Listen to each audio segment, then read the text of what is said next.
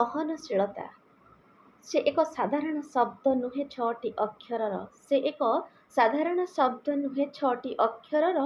ଅଟେ ସେ ଭରା ପୁଷ୍ପର ରାସ୍ତାଟେ ମୋ ଜୀବନର।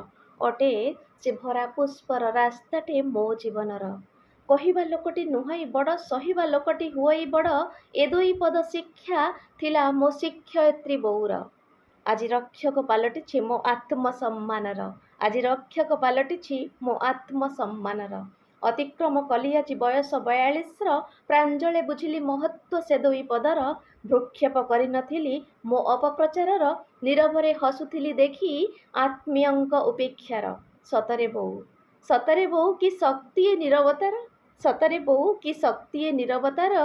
ତୋତେ ଆଜି କରୁଛି ମୁଁ କୋଟି ଜୁହାର। ଭରିଥିଲୁ ମୋ ଶରୀରେ ଶକ୍ତି ସହନଶୀଳତାର।